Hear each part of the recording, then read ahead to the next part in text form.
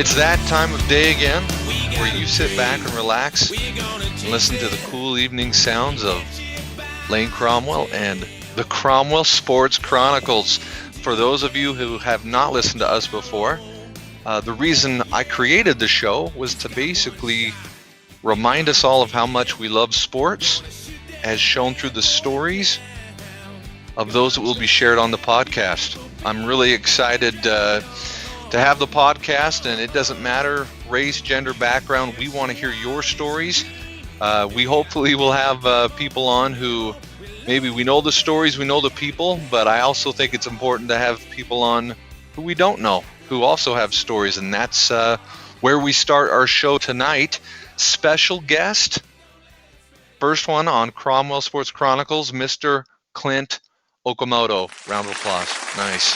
Thank you. Happy to be here. Awesome. Well, I appreciate you coming on, Clint. You're one of my favorites. Clint and I met 2-3 years ago and are now co-owners in a business.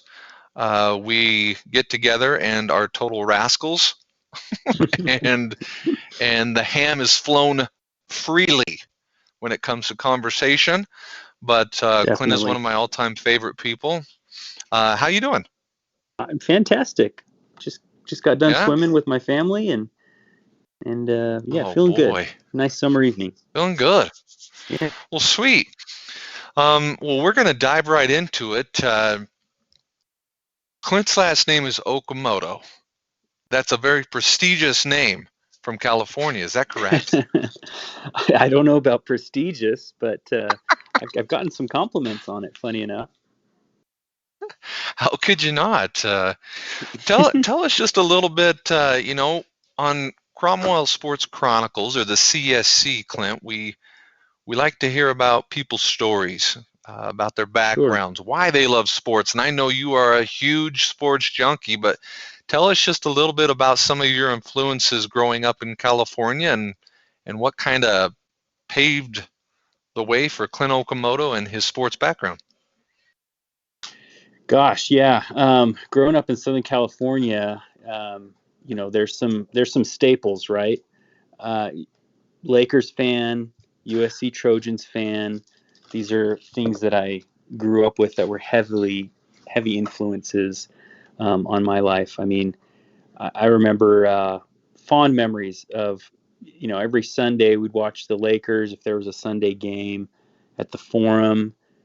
We'd play a little Nerf basketball, little Nerf basketball hoops. We had a little Nerf basketball hoop in my parents' living room, and me, my brother, my dad would spend, hours. We'd move the couches out of the way. We had a 3-point line. We had, it was big time. So growing up, sports was a huge part of my life, and it was one of those things where a lot of people, it's just a game. Not in my household. It was life. It was more than just a game, for sure. Well, I need to stop you right there. You mentioned fond memories and Lakers. I didn't know those two went together. Well, growing up in the 80s, we had some fond memories, and then late 90s, early 2000s, some more fond memories. So, yeah, there were a lot of happy times. Yeah, I suppose they had some pretty good teams.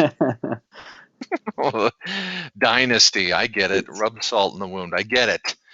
So, well, cool. Well, tell me a little bit about, if you could say one sport growing up, what was your favorite all-time sport that you think influenced you the most? That's a tricky one. Something a lot of people don't know about me.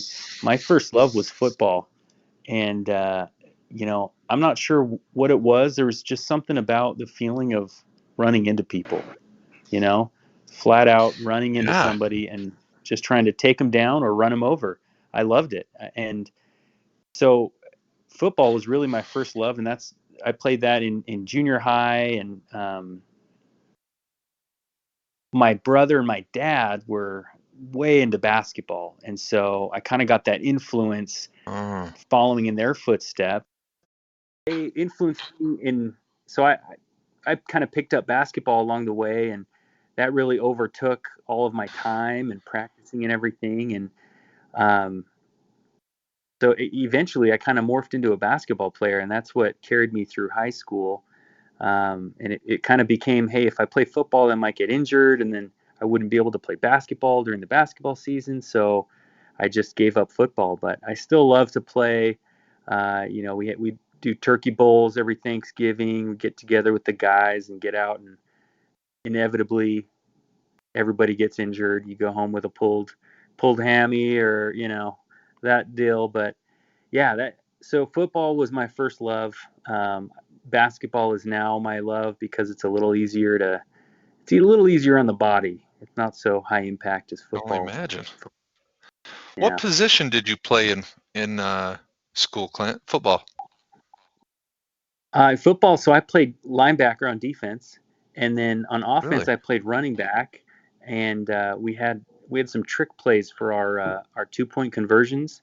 I played Yeah. quarterback, so I'd line up behind the quarterback as a running back, and they'd hike it through his legs, and I would catch the ball, a little trickery, and then he would take off on a little wheel route, and I would peel off to the right and either run it if we fooled the defense good enough, or I could dump it off to one of the receivers. So it was a lot of fun. Yeah, I'll bet. We kind of opened the show with mentioning your last name, Okamoto.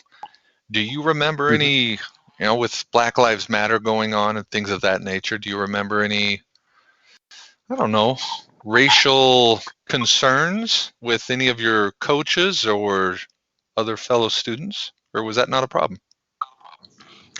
I wouldn't say it was much of a problem. Growing up in Southern California, it's such a melting pot. My high school, Right. there was a huge Asian community. We had a lot of Mexican Americans, a lot of blacks, we had a Russian contingent. So it was a pretty good mix. So I wouldn't say I really felt racially singled out at all. It was more like, we all kind of blended in. Um, I mean, growing up in yeah, like the '90s, we would tell jokes, and they'd make fun of me because I was Asian, because most of the Asians are short. We're not as tall as some of the other people, so there were those Right. kinds of jokes, but it was all just teasing, and I never took offense to it. That's great. You mentioned USC. You're quite Yes, a sir. diehard fan. Is that right? Yes, sir. Trojans for life. Trojans for life. If you have one vivid memory of USC football, what would you say it is? Oh, my very first live USC game that I was at the Coliseum.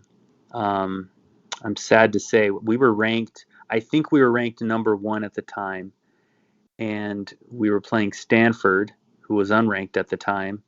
This was years ago, and we had them. We were winning. End of the game, we had them with a fourth and like 23. I mean, it was This fourth wasn't and the Jim 23. Harbaugh game, You was know what it? I mean? Was that Was it? It was might that have been. was It that the might have Jim been. Harbaugh game where they came back and just threw it up a couple times and won the game? They tossed it. They converted on a fourth and 23, and then were able to. I think they kicked a field goal and they won. And that was the first time I realized I might be a bad luck charm to go to USC games. I might have to just stay home and watch them from TV, because I mean, you know this. I think I know Every where other you're going. USC game Yeah. I've been to, they've lost, even if they're the favorites. So that's it's a sad memory, but that's probably the most vivid. I came to the realization that I might have to not see games from the stands. So Uh, basically, yeah, you're going to be starting your own business whenever another team wants to win. They're going to pay you to invite you along to go to the game so that their team wins. Is that what I'm hearing? that's not a bad idea. Get a lot of free tickets. Make some money Um, off of it. the USC Texas game, that was another for the championship. Gosh, that was, Ouch. yeah, yeah. But what a game! I mean, it was amazing. And then just couple years ago, Sam Darnold against Penn State. That was another amazing game. Yeah, there have been some good Well, ones. I think we all know what time it is.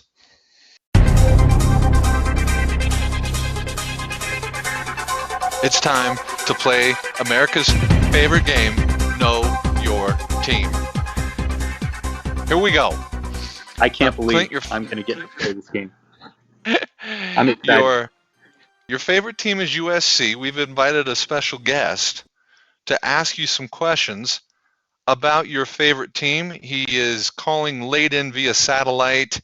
I think it's from DC, but that's classified information. I couldn't tell you. But Donald, would you like to introduce yourself? I'm so excited to be here on the Cromwell Chronicles Sports Show thing. Lane, I love what you're doing. Is it Clinton Okamoto? Is that correct? Close enough, Donald. I mean, Mr. President. It's Okamoto, yes.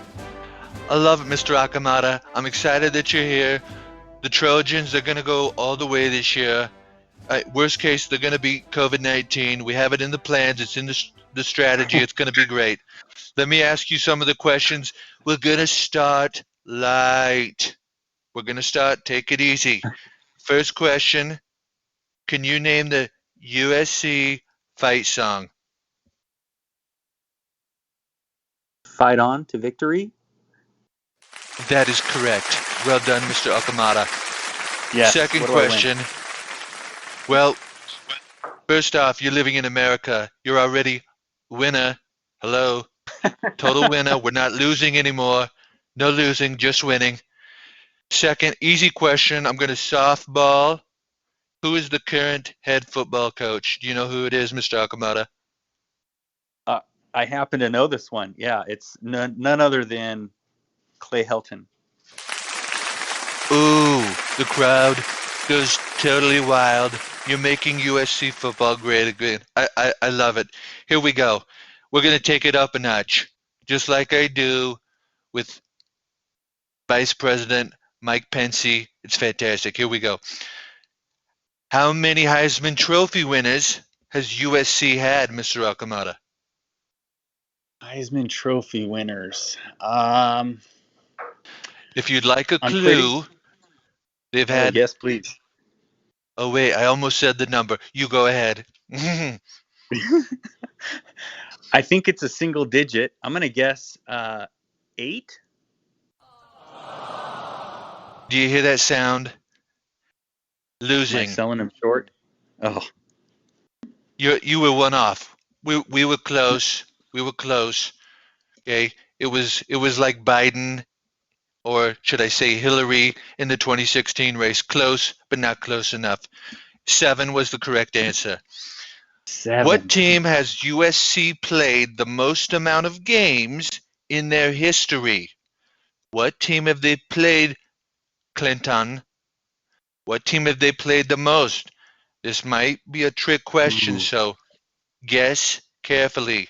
This is according to, I believe it was Wikipedia. Since 1922, what team have they played the most? Since 19.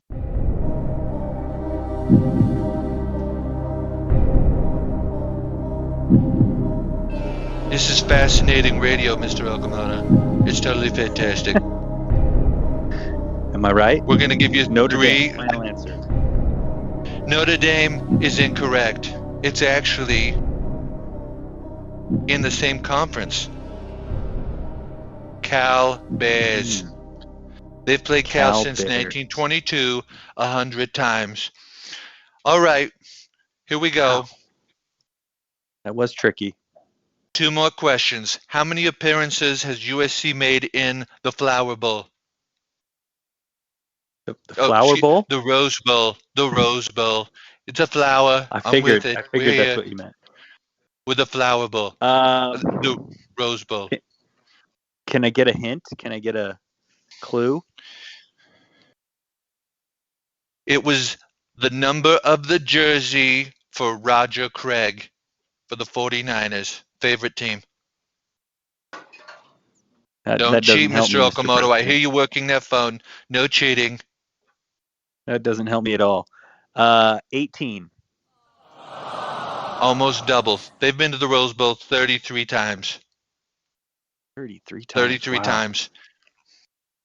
Now, if you get this Amazing. one, if you get this last question, we're actually going to buy you season tickets to the Trojans. Are you ready? I was born ready.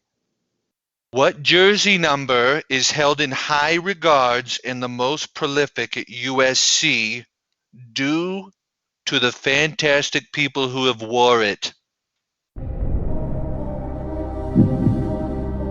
What jersey number? What jersey number, Mr. Okamoto? I can hear the beeper. We're counting down from 10. 11. I'm going to say 12. number 6. Oh, I'm sorry. Do you remember anybody by the name of Willie McGinnis or Junior Seau? Oh, I do. Who can Number forget Junior 55. Seau? Number 55. 55. Unfortunately, based upon you had 2 correct answers, I have to say it, Mr. Okamoto. Do you know what's coming? You're fired. I don't. You're fired. Thank you, Donald. We appreciate you being on the show. He's got to run. Leno, it was great being here. Love the show. Tune in every week. Thanks, Mr. Clinton Okamoto. Have a good one. Thanks, Mr. President. Wow. I have never seen that much mispronunciations by my 9-year-old, let alone the President of the United States. Fantastic. I didn't expect to be in such great company tonight. That's amazing. I'm speechless. Well, we'll move on from that. No, let's just wrap up with a couple of topics that I know you want to talk about, and I like to some degree. July 30th, the NBA starting back up. I think America needs it. I hope we make it, and I hope the teams are healthy enough with COVID-19. Being a Laker fan, what happens if LeBron gets COVID-19? Can they still win a championship? Ooh, that's a tough one. I don't think they have enough to win it without LeBron, as much as it pains me to say that. Do you like LeBron where he was with Cleveland and Miami, or is he your all-time favorite player? Ooh, boy, you sure know how to ask the questions. Hey, I like to. We bring it on the CSC. We bring it. This isn't softball city, Clint. Bring it. Bingo.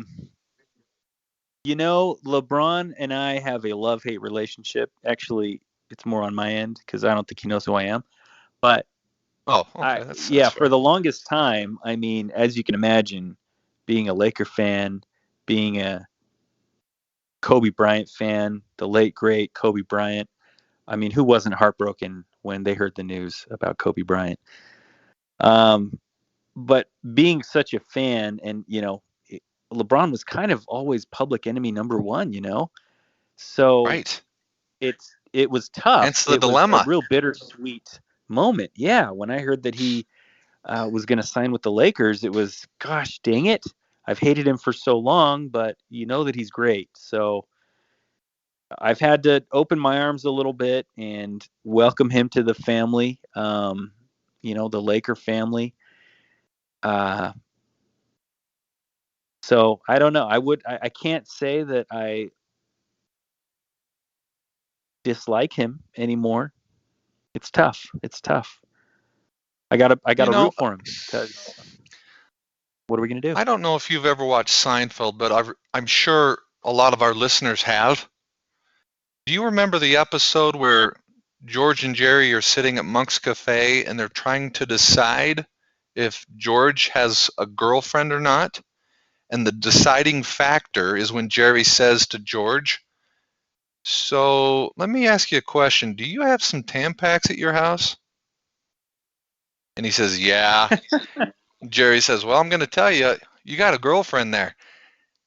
I'm just going to say it in this instant, Clint. I think you got a girlfriend. I think LeBron's your girlfriend. Well, when you put it that way, I'm just saying, bro. It sounds like you've let him in, and he's living with you. I may So have. You could be right on Laker that. for life. I get it. It's all good.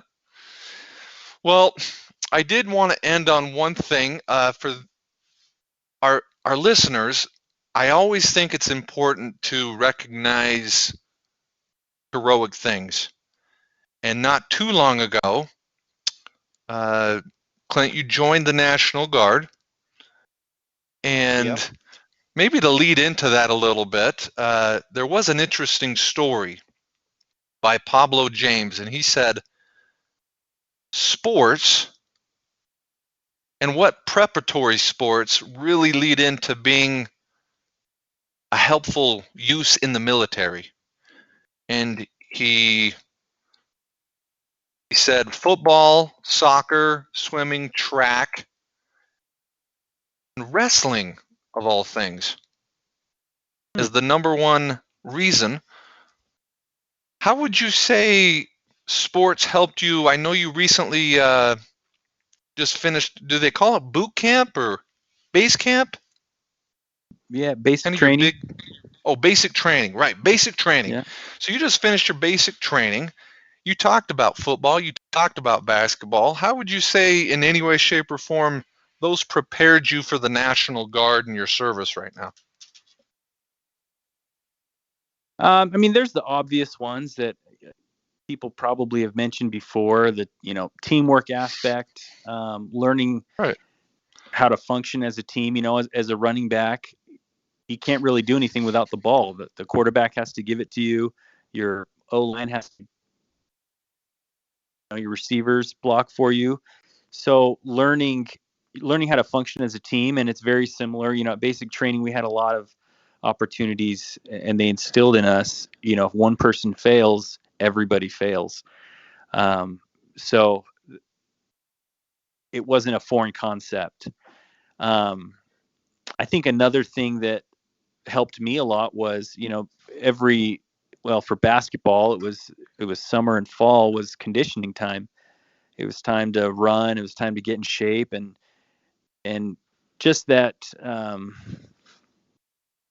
idea of trying to push your body farther than you think it should go. When you get in that headspace where you're having that argument between what your muscles and joints want to do versus what's being asked of you.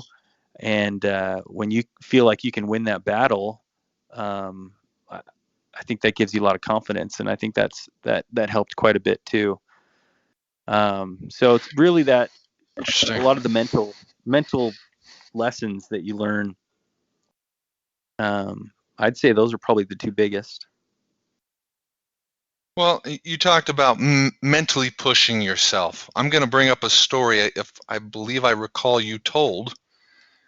Mm-hmm. You were leaning on something, maybe putting away boxes or food. I don't remember exactly what it was. And maybe a higher up came in and saw you were leaning. Do you remember that story? Could you retell that story? Yeah. There was some So pain involved. yeah, we so at basic, two out of your 3 meals a day are, well, at least for me, it was MREs. Those dry packed food, and so they came in Oh these yeah, I mean boxes. it's Good stuff, McDonald's right? less than McDonald's. Yeah. Yeah, it's high calorie and just made to give you energy, and that's about it. Right. So Good. they had these boxes stacked up, and we were down on the drill floor, which is basically this big cement pad, and we were waiting to form up for the day. And we were early. I can't remember why we were down there so early, but it was just me and a couple fellow soldiers. We were down there, and I was leaning against one of the boxes. And at basic training, I think their whole goal is really just to make life as uncomfortable as possible. So there's no Really? sitting, there's no leaning, there's no And so it was a momentary lapse, and I own that. One of the drill sergeants happened to walk by and see me and said, "Hey, you want to lean?" And I said, "No, drill sergeant." And he said, "No, I think you want to lean." So he politely and very nicely asked me to get in the front leaning rest position, which is the push-up position where you're ready to do push-ups. And consequently, he left, and I was left in that position for, I don't know, 20 minutes or so, which is not too fun. I think he forgot about me, actually. And I've done that with my kids a couple of times in timeout. Like, oh, yeah. You're still there? Yeah, one of the other drill sergeants told me to get up. And so, yeah, I learned my lesson not to lean. Wow. Well, leaning aside, I tell you what, we all lean a little bit down to you for your service. We appreciate it. We appreciate you coming on the show, talking Lakers, talking SC, talking California and growing up. And we just want everybody to know that Clint is actually planning on using the National Guard as a tool to get to where he wants to be. How are you going to be helping service men and women? So the Army, the Guard, is going to pay for a master's degree, and I'll be going into clinical social work, so therapy and counseling, and I'll have the option to do that in the military, commission as an officer, and do that if that ends up working out. So yeah, I'm excited. That's awesome. These are the kind of people, Clint, you're the kind of people we love having on the show, because not only is it about sports and fun, but it's about giving back, and that's why we wanted to have you on the show, because you're one of the guys that just continually gives back. So thank you for being on the show. Thank you for listening. Pleasure. And always a pleasure, Clint. You're welcome back anytime. So we will sign off, and thank you again for listening. You can go to our Facebook page, the Cromwell Sports Chronicles, leave comments, or just email us at the Cromwell Sports Chronicles at Gmail if you have questions or ideas of people that you would recommend to be on the show. But other than that, carry on and have a great day. Fight on, brother. Whoa, yeah. We got a dream. We're gonna chase it and catch it by the tail. Throw it into a cage and make it our own. Yeah, yeah. Just got one shot. We're gonna take it. Gonna shoot that.